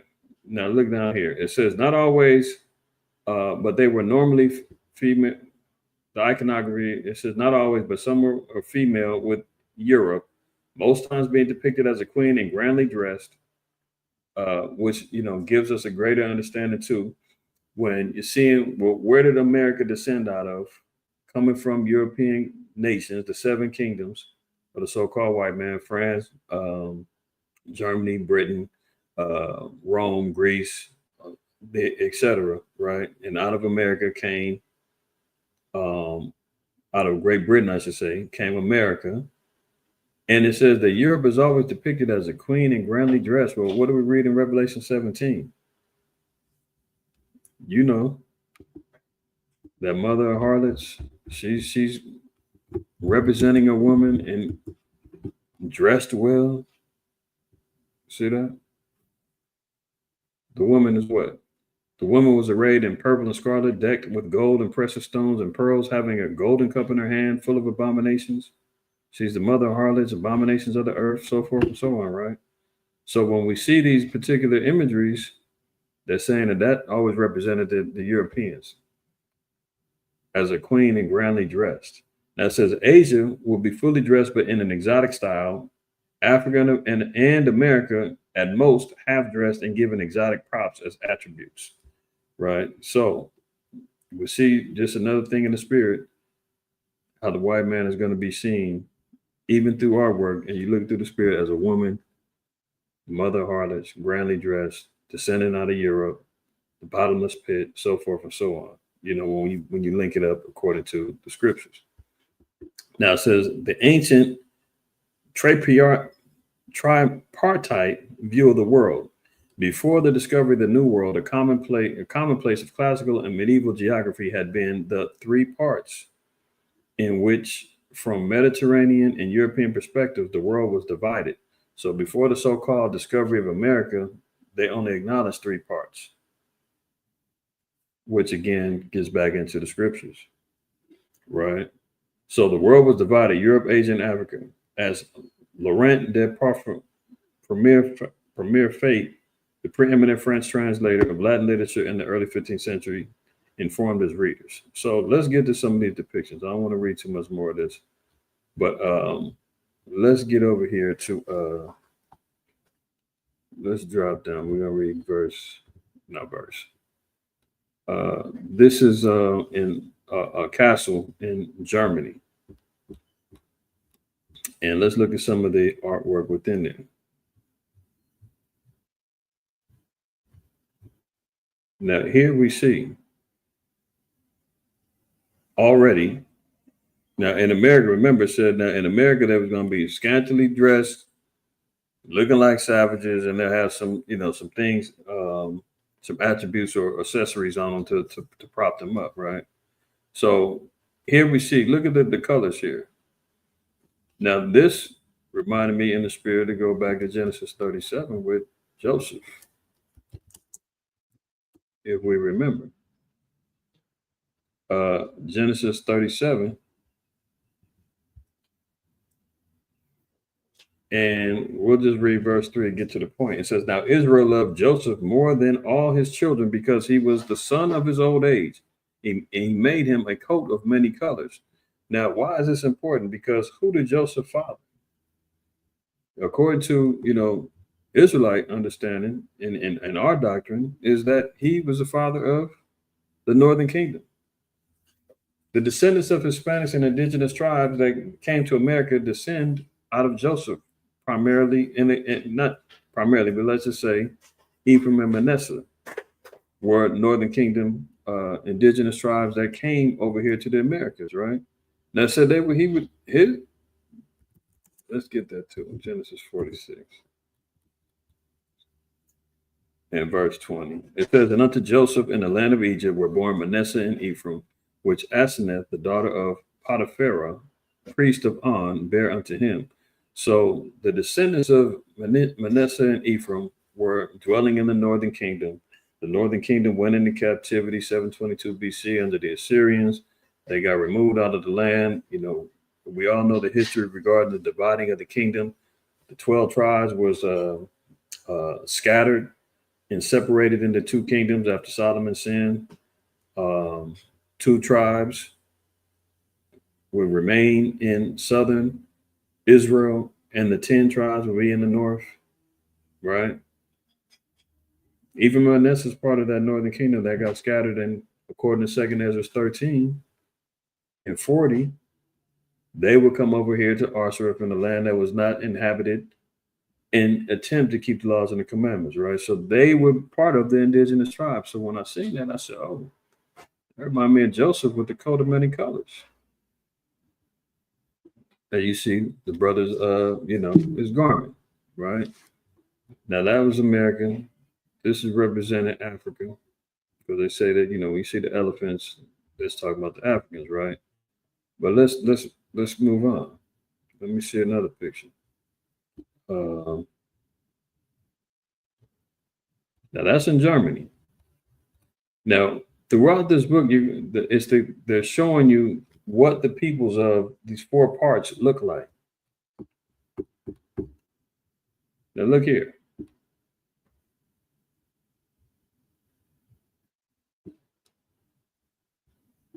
If you go down to the bottom, it says to the left to right is Europe, America, Africa, and Asia. These are the representations of what the people look like. According to the cartographers and historians of the time, this is what the people look like. Now, he said, this is Europe, here's America, here's Africa, and here's Asia. Don't they look like brothers? One light, one dark. Both of them got the same type of garments on, right? Isn't that what we see? Now, why is this important too? Because even when you're seeing the depictions, so-called white man knows, man, where we were dwelling at. He knows exactly what's going on. Now, look at this other, where's this other thing at?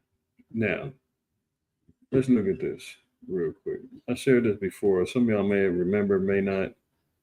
But this is from a book called Imperial Rome. And it says the rise of the Mayas.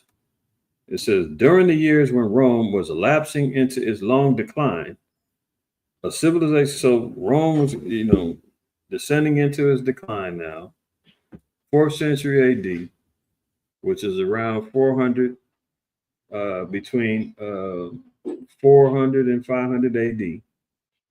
And if we recognize the rise of the Dark Ages, it started around 193. It didn't reach its peak until almost 400 AD, when we had true Black nobility and brothers ruling in parts of Rome and Europe and so forth and so on. At the same time, in the West, you got the other tribes of Israel, under the guise of the Mayas. You still had the Mayas, you had the Aztecs, you had the Inca, who are ruling over here. But this book is only giving an example of the Mayas. So just like what we're seeing here, a representation of the Northern Kingdom, and you got the Southern Kingdom here, What did the book say? Now it says, during the years when Rome was lapsing into a long decline, a civilization 6,000 miles to the west, a continent unknown to the Romans, was approaching its peak. By the 4th century AD, the Mayans, who modeled the figure above from clay, had begun to build what was to be a great glittering chain of temple cities throughout the rainforests of modern southern Mexico, Guatemala, and British Honduras. Stucco pyramids looming hundreds of feet above the jungle floor honored a fantastic hierarchy of deities, sky serpents, dragons, and earth monsters. Along the broad avenues and plazas which separated the pyramids and other temple buildings, pilgrims gathered to celebrate religious festivals. Maya engineers connected their cities with the wide paved roads, like the great Roman highways, are still in evidence today. Skilled artists, these Indians glorified their rulers and represented daily life in brilliantly colored murals and masterful wood carvings. Let me see if I can fit this in a little better.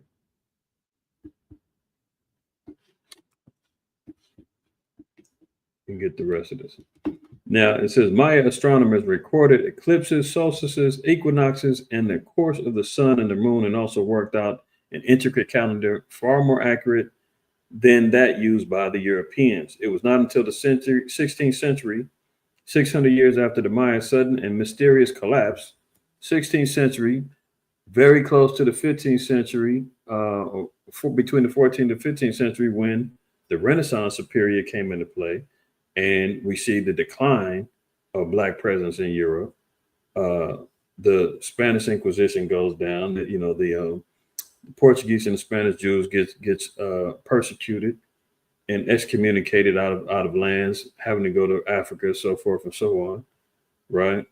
The Renaissance period with the iconoclasts changing the faces and all of that. We've covered that. Matter of fact, go check my other lesson I did about Black history last year. It's still on the channel. You can go check it out. I believe it's called the greatest cover up ever told or something like that. You'll see some of the imagery if you didn't catch it last time. But nonetheless, we see a dual rulership of both parties at one particular time, whether it was in Europe or we just got to reading about in the times when we were in Africa, West Africa, and all of the great things that we were doing in those particular times, right?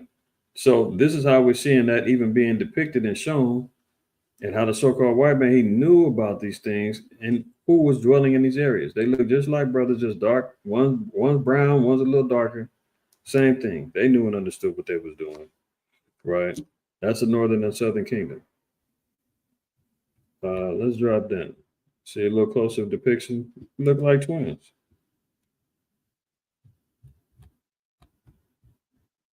That was also in Germany. Most of these are in monasteries or in castles or in Germany or in Austria. Look at this one. Look, left to right, America, Europe, Africa, Asia. Look how they show our people. They know what time it is. And they talk about they discovered, this place. He didn't discover nothing. Because we were already here, establishing ourselves with great kingdoms. You just got to see it, man. Highways, what do they call it? Sewage systems we had, temple mounds, agriculture, you name it. We was already rolling. White man felt entitled to it. Look, here's a sister. This is what our sister was looking like over here. This is what they witnessed. This is what they said. Hey, you know what? The people over there in America, the indigenous, as much as they were talking about they were savages and this, that, and the third, no. Don't fall for the okie doke, y'all. Let me get one more before we wrap it up. Let me see if I can find another good picture. See this? All the statues showing our people. Warrior like. This is African. Here, I think it's gonna show it in a minute. Yeah, here, America. Look at the lips. Look at the nose. Jake got a 6-pack. And look at Africa. Why did they put them back to back in comparison in this book? Because of the kinship relationship between Northern and Southern Kingdom. There you go. We jot down. And then that also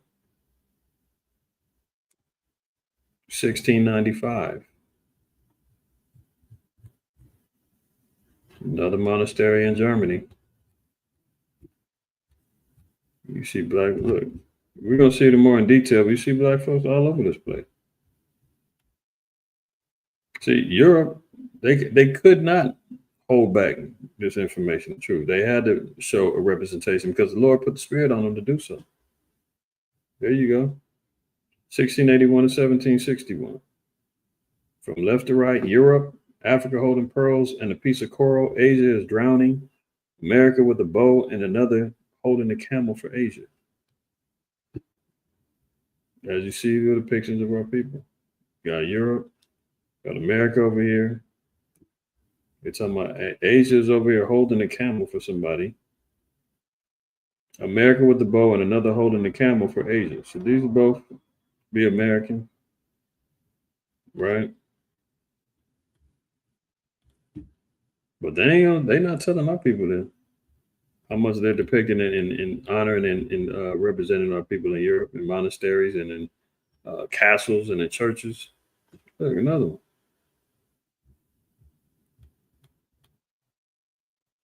Look at the sister. Got the diadem on her head wrap, floral colors, wearing pearls. Where's the savagery in that? Oh, they were savages. They were over here cannibalizing, killing. This is Africa. This is the nobility. This is the royalty that was going on over there. This is the stuff that we just got to reading about in Babylon and Timbuktu. This is what they witnessed. And then when you get the Arabs come down with the transatlantic, the sub-Saharan slave trade, warfare going on amongst the Africans, man, we couldn't back them all down. And we end up getting put in bondage because of our disobedience and lost it all. But this is the dignity that we came from, man. You don't see no savagery in this. This is America. Don't they look like twin sisters? She got the pearls on. She got the colorful garments on. Got her diadem on, her phylactery. Same over here. This is how you know we were the same people.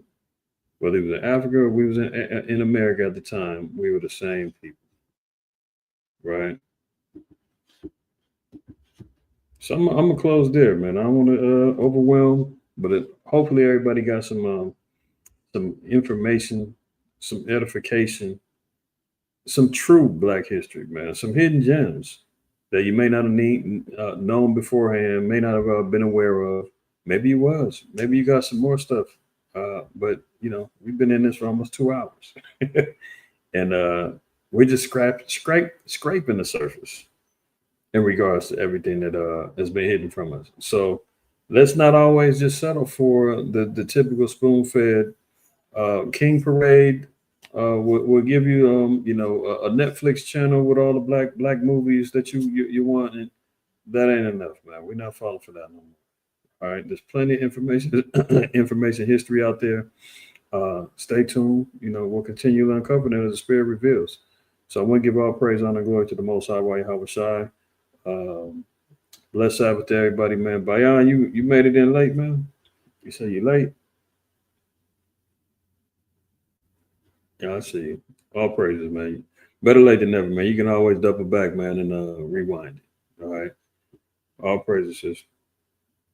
All praises. All right. See y'all on the next go round, man. Most High permit. Until the next time. Shalom.